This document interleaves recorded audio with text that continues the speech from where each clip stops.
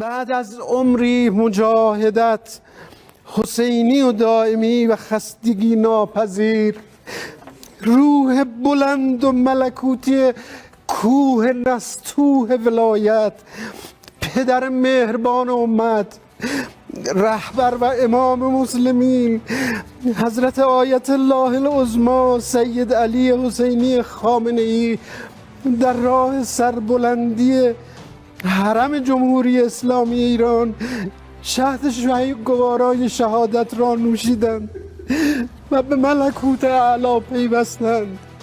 Semangat perang Iran melawan Amerika Serikat dan Israel dipastikan akan lebih membara. Berita duka kematian Ayatollah Ali Hosseini Khamenei telah membangkitkan amarah negeri para mullah. Seluruh rakyat Iran kini bersumpah Israel dan Amerika akan menerima balasan yang lebih keras. Mereka tidak akan membiarkan kematian Khamenei sia-sia begitu saja. Iran langsung menghancurkan seluruh pangkalan udara AS di Timur Tengah. Seluruh rudal-rudal mematikan juga dikeluarkan untuk menghantam kota-kota di Israel. Tel Aviv, Haifa sampai Holon sudah merasakan amukan negeri para mullah. Meski telah berhasil membunuh Khamenei, Amerika Serikat dan Israel melakukan kesalahan fatal. Dan blunder ini justru bisa membuat Iran bangkit untuk menghantam mereka lebih keras lagi. Kira-kira faktor apa yang bisa membuat Iran membalikan keadaan? Apakah pengganti Khamenei bisa menjadi panglima perang yang lebih keras dan tangguh melawan kebiadaban Donald Trump dan Benjamin Netanyahu? Pembalasan Iran atas kematian Ayatollah Ali Khamenei. Kabar duka sedang menyelimuti seluruh penjuru Iran. Berita yang tidak ingin didengar oleh rakyat Iran akhirnya terpaksa harus disiarkan. Media televisi pemerintah Iran telah mengonfirmasi wafatnya Ayatollah Ali Khamenei.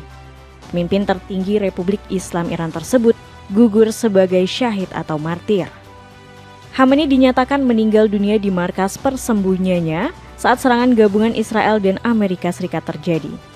Iran telah menyatakan hari berkabung nasional selama 40 hari setelah wafatnya Khamenei. Ribuan rakyat Iran turun ke jalan untuk mendoakan dan memberikan perpisahan terakhir bagi sang Ayatollah. Bahkan tidak sedikit dari mereka yang sampai menangis terseduh-seduh karena kepergian Khamenei. Berbagai sumber melaporkan Khamenei sengaja tak bersembunyi di bangkar. Sang Ayatollah dikabarkan memang ingin menyambut kematiannya sebagai syahid. Ditambah saat ini adalah bulan Ramadan yang dalam kepercayaan Islam punya nilai ganjaran sangat besar jika meninggal di bulan suci tersebut. Kematian Khamenei ini juga telah menghancurkan propaganda Barat. Selama ini, sang Ayatollah selalu dilabeli media buatan Israel dan Amerika Serikat sebagai pemimpin pengecut.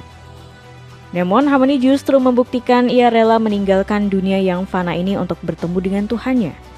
Sedikit berbicara tentang meninggal secara syahid, Khamenei seperti telah memberi sinyal jika ia ingin wafat dengan cara demikian. Cobalah tengok video berikut ini saat seorang anak kecil berbicara pada Khamenei kalau ia ingin meninggal dunia secara syahid.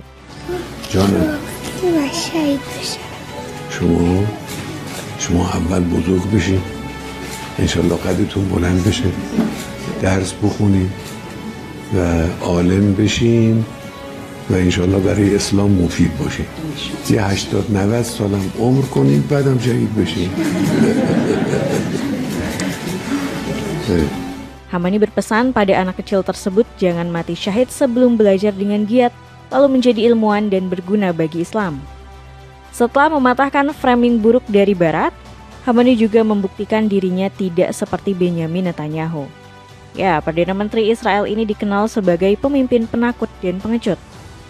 Dalam perang 12 hari melawan Iran pada Juni 2025, Netanyahu sempat kabur ke Yunani. Di tengah gempuran rudal-rudal Iran ke Israel, Perdana Menteri mereka malah mencari perlindungan.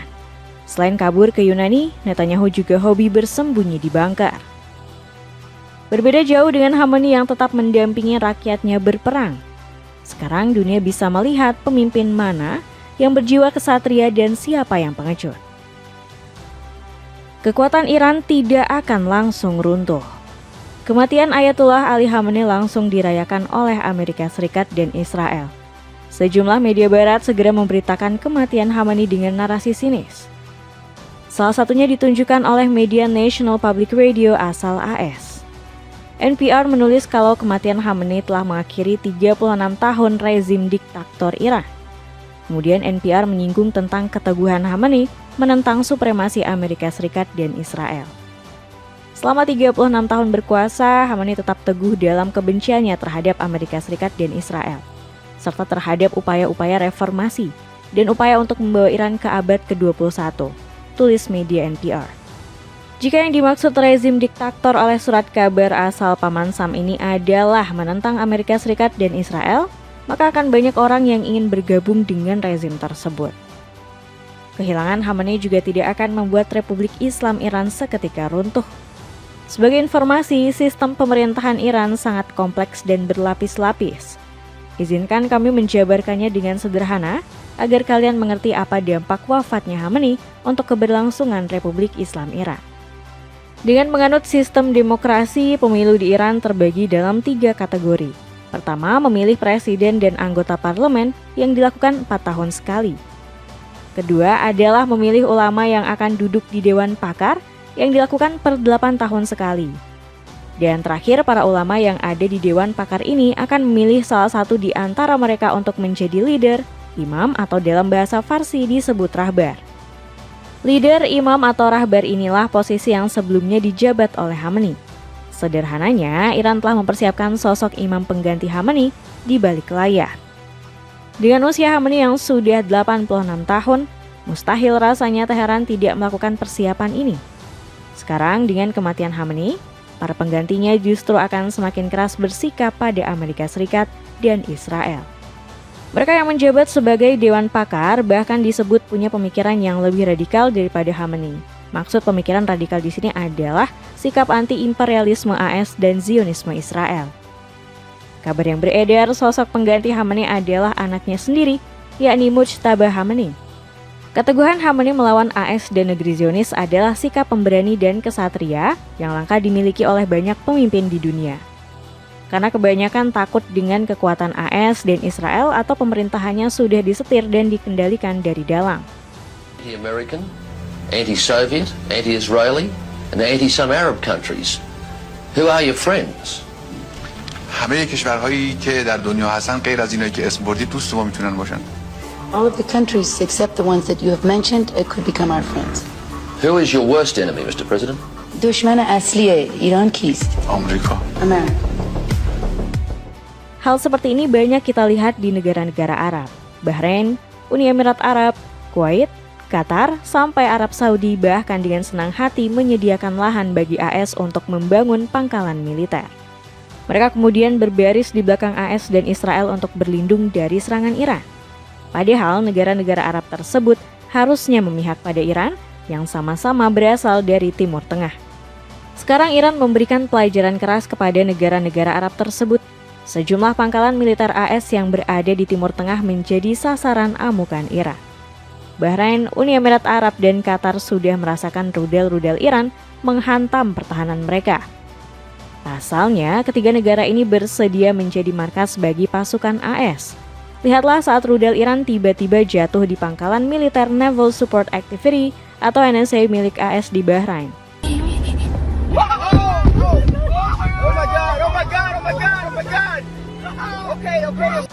Bukan hanya mengincar markas militer AS, Iran juga meluncurkan serangan kejutan ke hotel yang diduga menjadi tempat tinggal bagi personil pasukan AS dan agen intelijen Israel.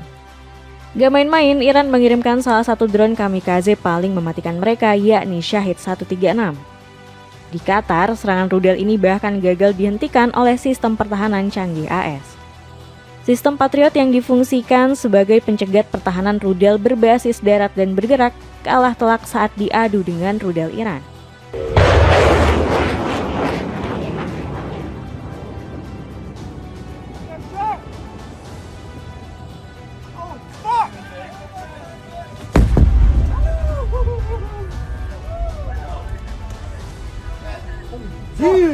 Sebuah rekaman lain menunjukkan serpihan rudal balistik Iran yang berhasil ditahan oleh pertahanan udara Qatar masih bisa menyebabkan ledakan keras di jalanan kota Doha.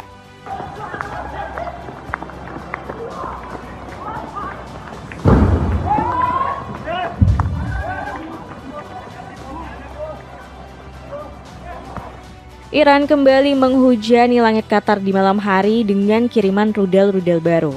Serangan ini terbukti efektif karena berhasil menembus airspace canggih Qatar.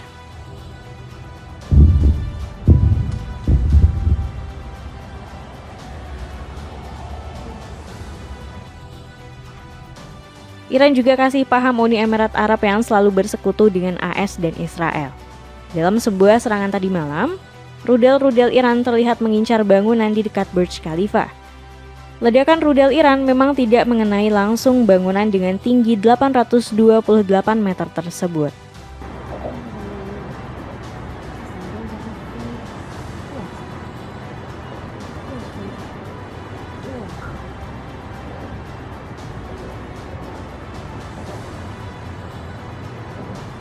Namun, serangan Iran meledak di hotel ikonik Burj Al Arab yang berdekatan dengan Burj Khalifa. Ini adalah sinyal keras dari Iran untuk semua negara Arab yang menjadi kacung AS dan Israel. Namun, ultimatum Iran ini justru ditanggapi dengan aneh oleh Arab Saudi. Bukannya bersikap netral, negeri minyak ini malah mengutuk serangan Iran ke Timur Tengah. Pemerintah Saudi bahkan dikabarkan akan segera meluncurkan serangan balasan ke Iran. Arab Saudi memperingatkan bahwa mereka berhak untuk membela diri, termasuk dengan melakukan serangan balasan usai ibu kota Riyadh jadi target serangan Iran pada Sabtu. Saudi mengonfirmasi bahwa Iran telah melancarkan serangan ke ibu kota Riyadh dan wilayah timur Saudi. Arab Saudi menyampaikan kecaman keras terhadap serangan Iran yang terang-terangan dan pengecut yang menargetkan Riyadh. Demikian pernyataan Kementerian Luar Negeri Saudi. Sandal slop wanita ini lagi diskon 80%. Cek linknya di bawah ini. Bantuan sekutu membacking Iran. Iran ternyata tidak akan sendirian melawan Amerika Serikat dan Israel di perang kali ini. Sejumlah sekutu Teheran telah mempertegas posisinya untuk ikut membantu. Kekuatan Iran bakal semakin menakutkan karena mendapat bantuan dari Cina. Sebelumnya, negeri tirai bambu telah menyindir Amerika Serikat sebagai bangsa perang. Paman Sam terus mengacaukan stabilitas dunia dan kedamaian negara-negara lain demi nafsu perang mereka yang menggebu-gebu. 反观美国，好战成瘾，建国240多年，只有16年没有打仗，在全球80多个国家和地区建有800多个海外军事基地，从阿富汗到伊拉克，从叙利亚到利比亚，美国的战争机器碾过哪里，哪里的民众就陷入水深火热。美方把贫铀弹和极速炸弹送到乌克兰，把航母战斗群派到地中海，把武器弹药送到以色列。事实证明，美国才是国际秩序的根本性乱源，世界动荡的幕后操盘手，地区和平稳定的最大破坏者。 Kini Cina telah mengambil posisi untuk membantu Iran. Sebelum serangan Israel dan AS diluncurkan, militer negeri tirai bambu telah mengirimkan satelit untuk melacak kapal induk AS.